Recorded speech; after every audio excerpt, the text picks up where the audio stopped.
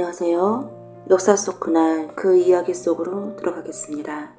오늘도 여전히 홍윤성을 꾸짖는 숙부의 목소리가 온 집안을 들썩거리게 했다. 홍윤성의 숙부는 어려서부터 계속되어 온 그의 망나는 짓을 더는 참을 수가 없었다. 비록 지금은 가세가 기울었다고 하나 조상대대로 학문을 수상하고 고고한 성비의 가풍을 이어온 명문이라면 명문 집안이었다. 그런데 홍윤성은 학문에는 조금도 뜻을 두지 않고 나이가 들면서 점점 엉뚱한 짓만 일삼자 숙부는 그대로 보고 있을 수만은 없었다. 네 이놈, 내가 그러고도 우리 홍씨 가문의 후손이라고 할 수 있겠느냐? 하지만 홍윤성의 귀에는 숙부의 그 같은 꾸짖음이 들어오지 않았다. 제기를 조금만 더 있더라면 그 계집을 품을 수 있었는데. 홍윤성은 손을 넣을 뻔한 계집을 놓친 것이 그저 아까울 뿐이었다. 더구나 그 계집은 기생도 아닌 이제 갓 20 넘긴 청산가부였다. 이제껏 너의 행실을 보고도 가만히 있었다만 이번만은 그냥 지나칠 수가 없구나. 당장 이 집에서 나가거라, 이놈. 숙부는 홍윤성이 뉘우치는 기색이 전혀 없는 것이 더욱 화가 나서 소리쳤다. 홍윤성이 숙부의 말을 채 끝나기도 전에 자리에서 일어났다. 그럼 그렇지. 자기 자식도 아닌데 무슨 상관이 있으랴. 이제 이곳의 계집들도 수칙날 만큼 수칙났으니 넓은 한양대에 가서 한껏 놀아보리라. 홍윤성은 자신의 방을 돌아와 대충 짐을 꾸렸다. 짐이라고 해도 괴나리 보짐 하나면 좋겠다. 뒤도 돌아보지 않고 대문을 나서는 홍윤성을 숙모가 달려와 붙들었다. 얘야, 어디를 가려고 이러는 게냐?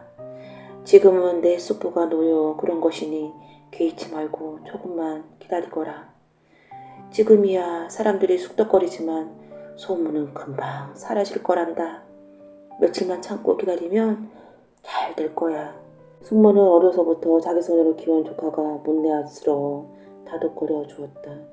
아닙니다. 저도 이제 제 갈 길을 가야지요, 숙모님. 그럼 안녕히 계십시오. 홍윤성은 숙모의 말을 들은 척도 않고 집을 떠났다.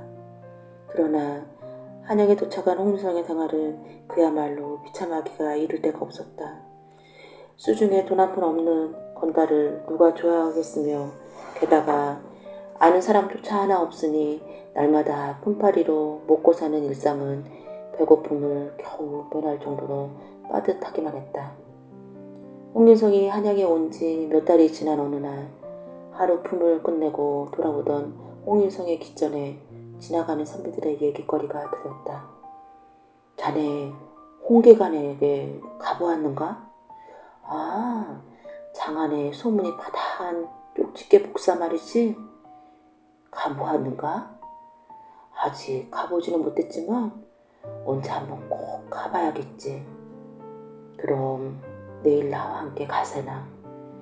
홍계관에게 내게도 벼슬길이 나갈 운이 있는지 물어보고 만약 없다면 난 그 길로 고향으로 내려갈 것을. 나도 동감이네. 홍계관이 그렇게 말한다면 어느 누가 억지를 부릴 수 있겠는가. 선비들의 말을 들은 홍윤성은 불현듯 호기심이 생겼다. 홍계관이란 자가 그리도 용한 전쟁이란 말인가.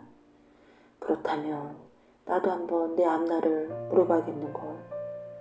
다음날 홍윤성은 낡은 옷이나마 깨끗하게 빨아입고 홍계관의 집을 찾아갔다.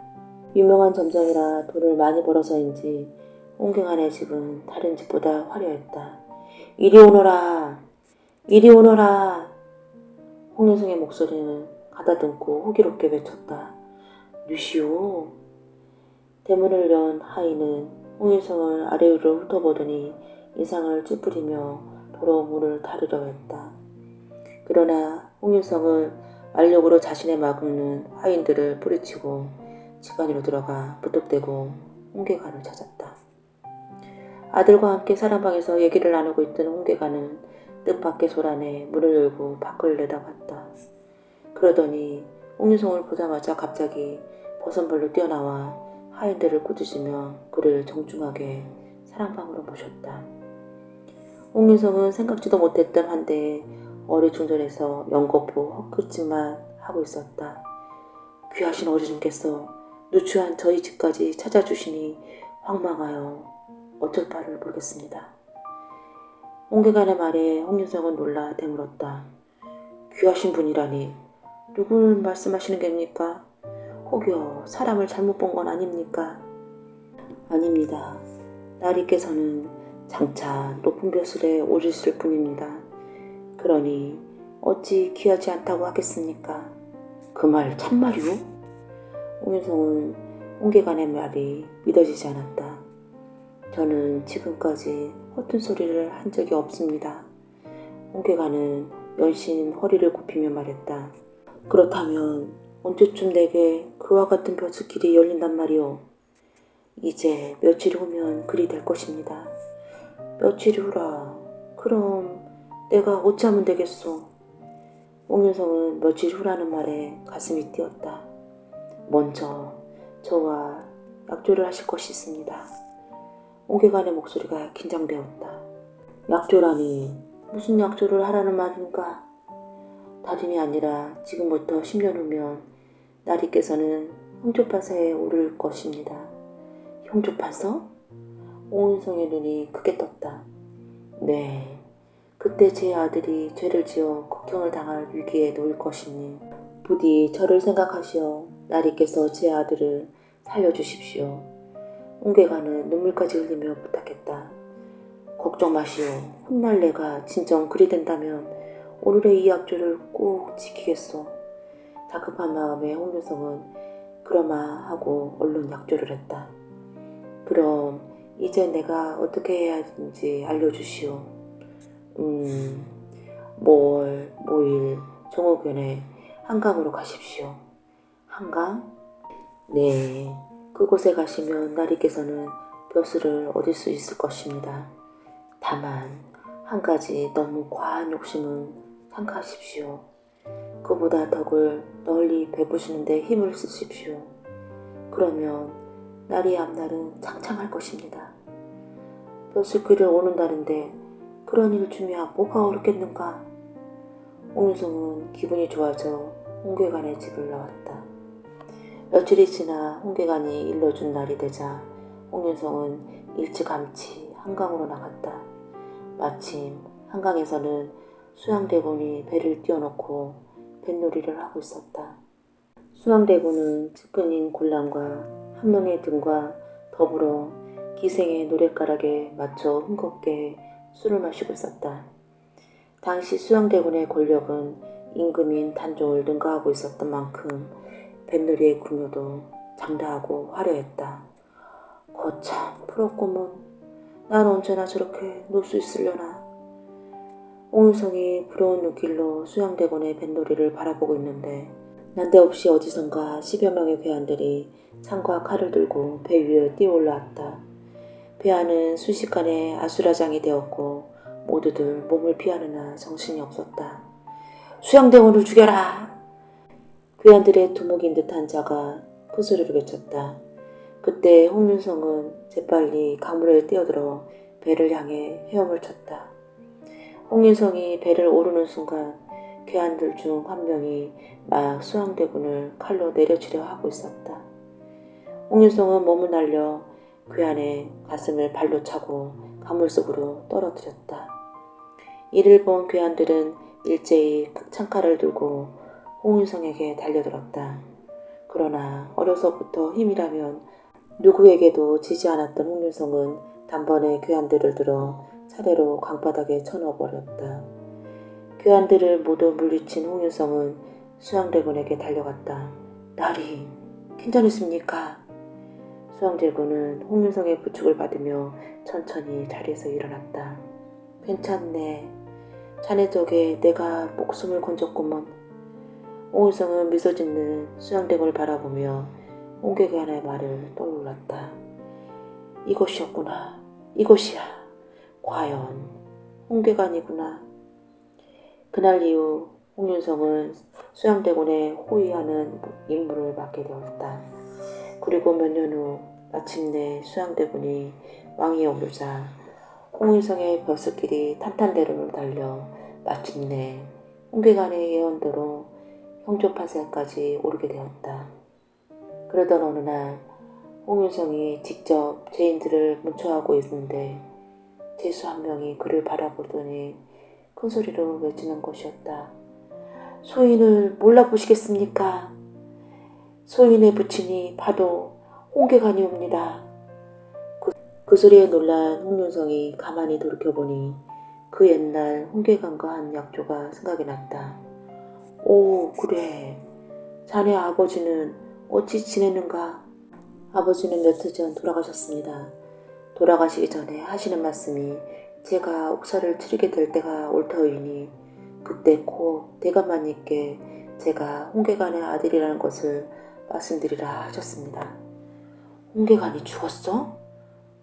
홍윤성은 홍계관이 죽었다는 말에 가차없이 그 아들을 처형시켜버렸다.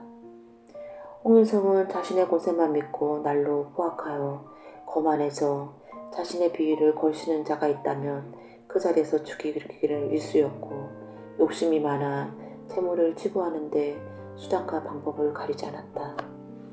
어릴 적 자신을 돌봐준 조카가 높은 별세라치에 되었다는 소식을 들은 홍윤성의 숙부는 지난날 정을 생각해서라도 반대하지는 않을 것이라 여기고 한양으로 그를 찾아갔다. 너도 알다시피 집안 사정이 워낙 어렵구나. 내게 못할 말이지만 우리 아이를 돌볼자리 하나 마련해 줄 수 없겠느냐. 숙부의 말에 홍윤성은 눈살을 찌푸렸다. 숙부님께서 가지고 계신 돈을 주면 한번 생각해보지요. 너란 놈은 여전하구나. 내 어찌 길렀는데 식소들이 겨우 놈 면마지기를 그나마 목숨을 연마하고 있고는 그것마저 빼앗으려 든단 말이냐. 숙부는 매정한 홍윤성의 태도가 화가 나 그만 돌아가려 했다. 아니 숙부님 그냥 가시렵니까? 홍윤성은 아무렇지도 않은 듯 말했다. 내 놈의 성질이 고약한 것은 익히 알고 있었다만 예나 지금이나 하나도 변한 것이 없구나. 천하의 못된 놈 같으니 빼앗을 것이 없어 숙부의 것까지 넘보려 하느냐. 이 늙은이가 노망이 들었나. 이 자리가 어디라고 함부로 막말을 하는 것이냐. 아직도 내가 누군지 모르는 모양인데 가르쳐주지. 홍윤성은 차고 있던 칼을 뽑아 그대로 숙부를 찔러 죽였다. 홍윤성은 주변을 한번 살펴보고는 아무도 없는 것을 확인하자 숙부의 시체를 뒷산으로 끌고 가 내팽개쳐 버렸다. 그러나 세상에 비밀은 없는 법이었다. 홍윤성의 숙부가 온 곳을 알고 차를 내가던 계집종이 문틈으로 이 광경을 목도했던 것이다. 이 일은 입소문을 타고 장안에 소문이 쫙 퍼지기 시작했다. 한편 시골에서 남편을 오기만 기다리던 홍윤성의 숙모는 한 달이 넘도록 소식이 깜깜하자 직접 남편을 찾아 한양으로 올라왔다. 한양에 당도한 그녀는 지나가는 한 노인을 붙잡고 홍윤성의 집을 물었다. 저 홍윤성 대감의 집을 가려면 어디로 가야 하는지요? 노인은 계집종도 동반하지 않은 채 허름한 저렴의 여인의 홍윤성의 집을 묻자 눈살을 찌푸렸다.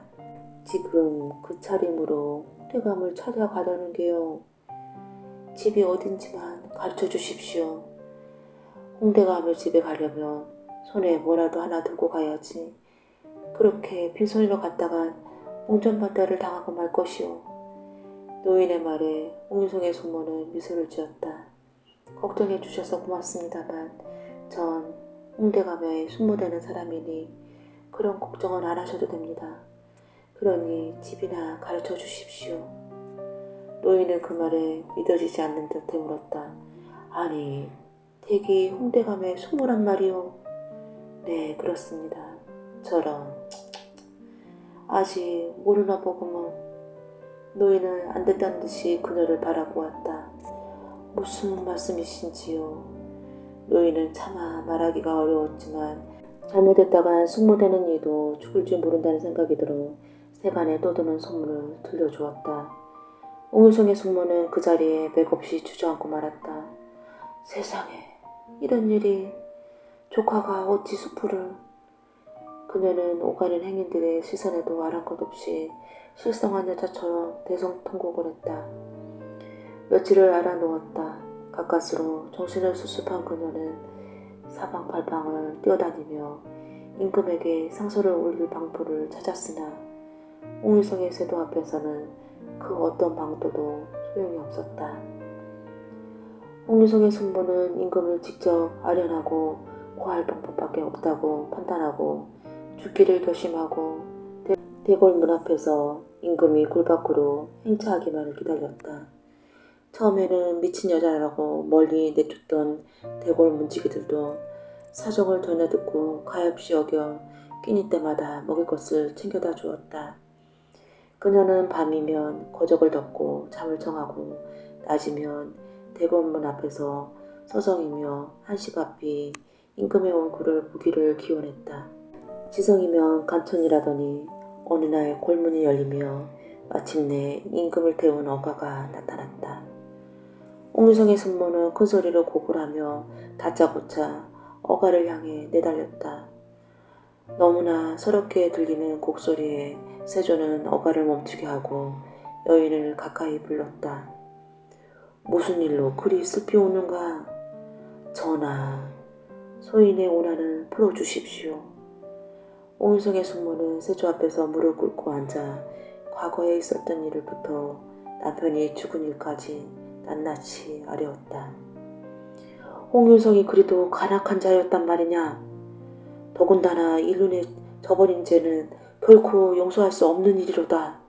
세조는 어가를 돌려 대궐로 다시 들어가 옹유성을 불러 그 죄를 숨김없이 문초한 후에 극형을 내렸다. 이로써 지난날 옹계강가의 약조를 허시짝처럼 버리고 권세를 빌미로 사리사욕에 탐하였으며 자신을 키워준 수표마저 죽인 페류나 옹유성은 처참한 죽음을 맞았다.